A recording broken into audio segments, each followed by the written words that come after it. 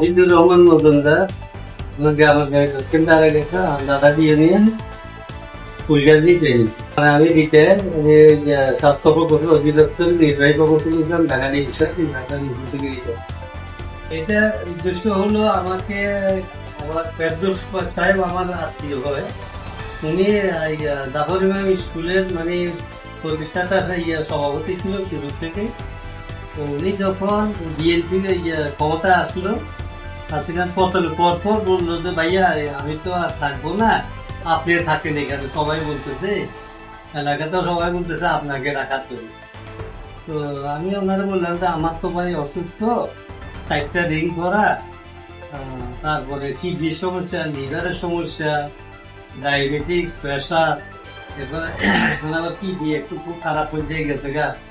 এগুলো বলার পরে বলতে আপনার তো এখানে খুব একটা আশা লাগবে না। না, ওই তো হেডমাস্টার সহ তখন বলতেছে যে আমরা আপনার থেকে যাই, ঢাকার থেকে যাই, সই করে নিয়ে আসবো, আপনি থাকবেন।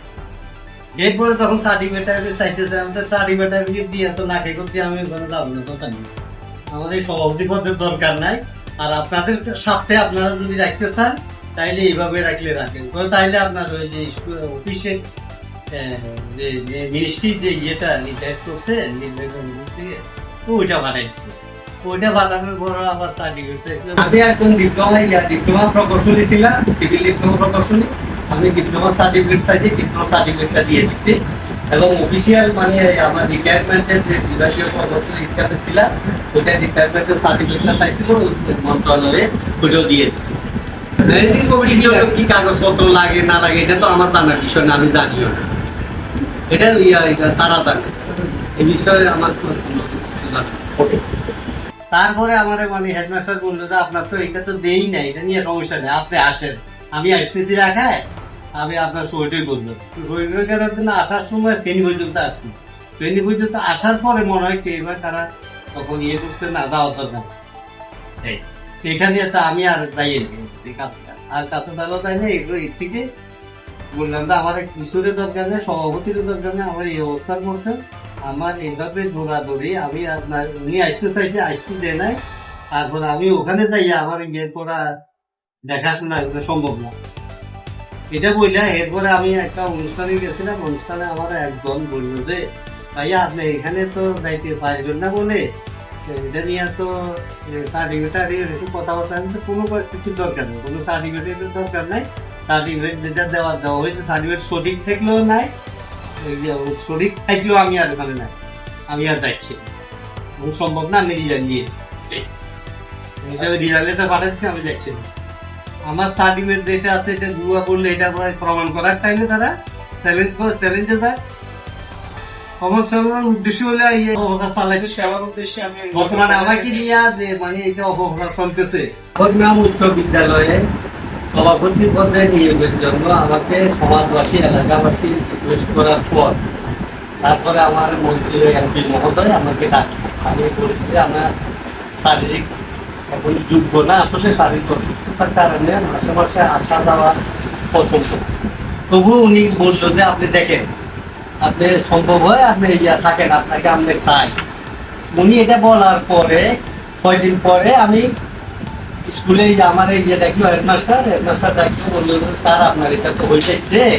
আমি তো হয়ে গেলে তো আমি তো সম্ভব না রে ভাই, আমার এখন এই সভাপতির পদের দরকার না, মানে বলেছে। আর এখানে এখন দেখতেছি যে আবার আরো কয়েকজন মানে চাইছে, আমি চাইলে ওদেরকে দিয়ে দেন, ওরা ইন্টারেস্টেড। হ্যাঁ, এখন আমি সর্বশেষ আমার কাছে যে সার্টিফিকেটগুলো চাইছিল, আমার ডিপ্লোমা ইঞ্জিনিয়ারিং সার্টিফিকেট, তারপরে আমার ডিপার্টমেন্টের, আমি যখন ডিপার্টমেন্টে তখন নির্বাহী প্রকৌশলী হিসেবে ঢাকা বিভাগীয় কার্যালয়ে অত্যন্ত সুনামের সহিত কাজ করে এসেছি। ইভেন যৌথ বাহিনীর সঙ্গে প্রশংসিত হয়েছে এবং প্রশংসার প্রশ্নটা করছে আমার কথা।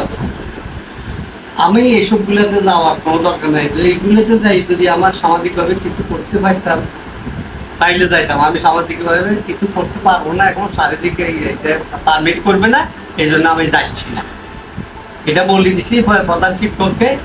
কিন্তু এর মধ্যে আবার পত্র দিয়ে দিছি আমি, এগুলা দেখলাম যে আমার এখানে যাওয়া সম্ভব হবে না, ঠিক হবে না, আমি পত্র দিয়ে দিচ্ছি যে ডাক্তারের সার্টিফিকেট সম্পর্কে আমি তখন ডাক্তারের চিকিৎসাধীন ছিলাম। এরপরে আমার বিরুদ্ধে মানে শুভ অপপ্রচার চলতেছে। এই অপপ্রচারের তীব্র নিন্দা জানায়, নিন্দা এবং প্রতিবাদ জানাই আমি। আল্লাহ এদেরকে হেদায়েত করে। নবীর সাহেবকে আমি আমার স্কুল জীবন থেকে চিনি, শুধু 1972 থেকে আমার জন্ম স্কুলে একসঙ্গে পড়ার, একসঙ্গে বলতে আমি আমার এক বছরের সিনিয়র ছিল।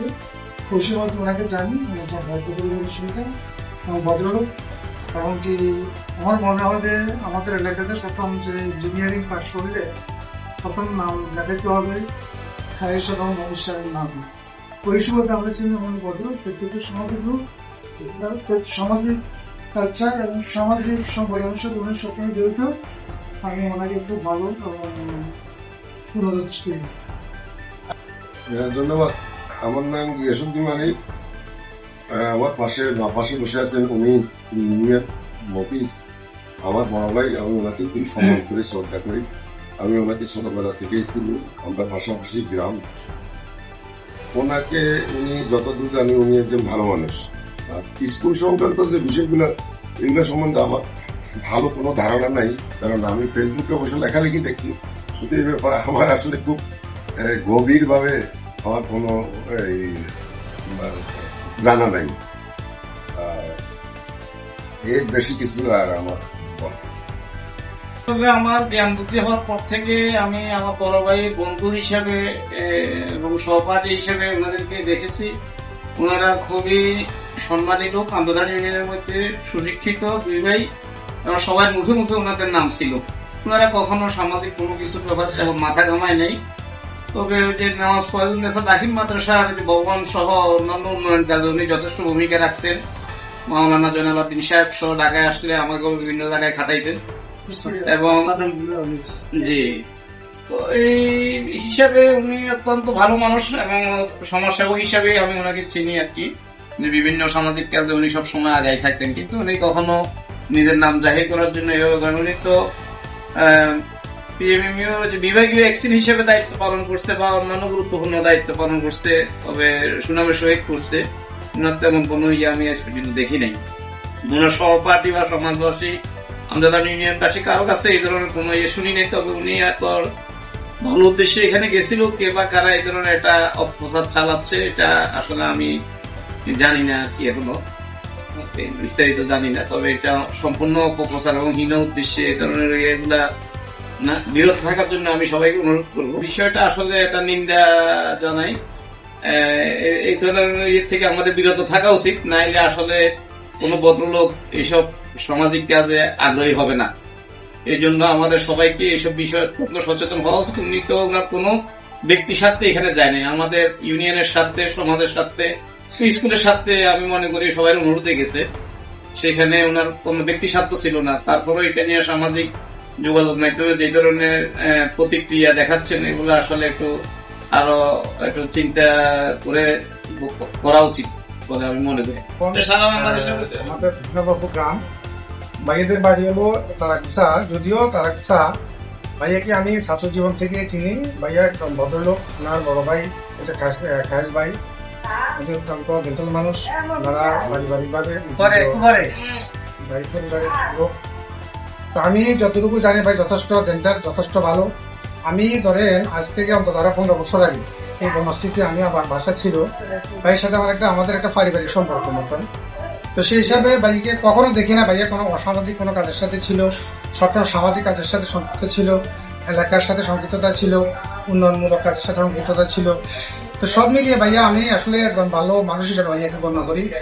তো যারা এই উদ্দেশ্য প্রণোদিত ভাবে ভাইয়াকে ফেসবুকে বিভিন্ন মিডিয়ার মাধ্যমে ভাইয়াকে ছোট করার জন্য, হেয় করার জন্য এটা করেছেন, আমি ব্যক্তিগত পক্ষ থেকে এটা তীব্র নিন্দা জানাই, এটা আমি প্রতিবাদ জানাই। এটা ধন্যবাদ।